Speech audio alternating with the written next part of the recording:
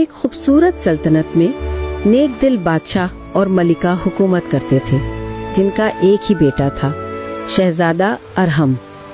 वो बहादुर और खूबसूरत था और रोज जंगल में शिकार करने जाता था। एक दिन मलिका ने उसे पास बिठाकर नरमी से कहा, बेटे, जंगल के मशरिक की तरफ कभी शिकार खेलने ना जाना।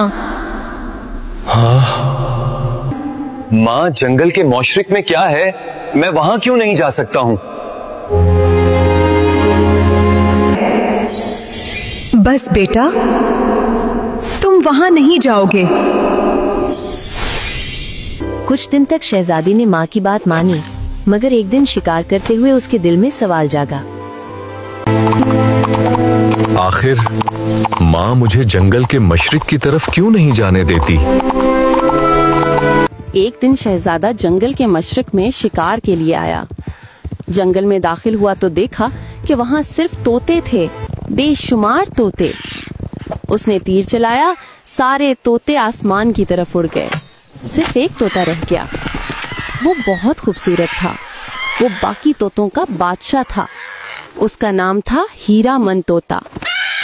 हीरामन तोते ने गुस्से से आवाज लगाई, रुक जाओ, अगर अब मुझे छोड़ कर गए तो मैं शहजादी हुरीन को बता दूंगा। कौन है शहजादी हुरीन? तुम शहजादी हुरीन के देश कभी नहीं जा सकते। सारे तोते उड़ गए और शहजादा जंगल में तन्हा रह गया। उसने तीर फेंक दिया और खामोशी से घर लौट आया।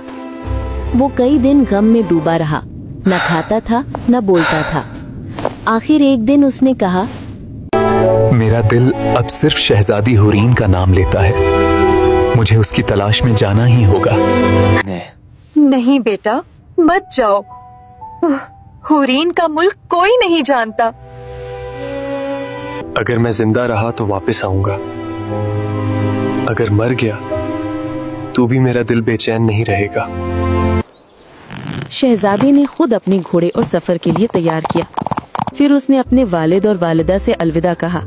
उसकी माँ ने प्यार से अपना रेशमी रुमाल लिया, उसमें कुछ मिठाइयाँ लपेटी और शहजादे के हाथ में दे दी ताकि वो सफर में खा सके।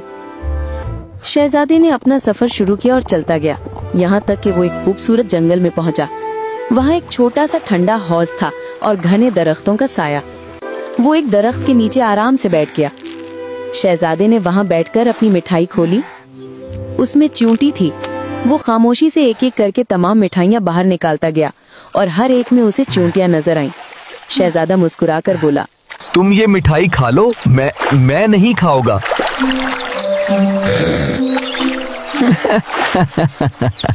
शहजादे, तुमने आज हमारे साथ हमदर्दी और रहम का सलूक करके हमारी मदद की है। एक दिन हम भी तुम्हारी मदद करके तुम्हारा साथ देंगे। शहजादे ने चींटियों के बादशाह का शुक्रिया अदा किया, घोड़े पर सवार हुआ और सफर जारी रखा।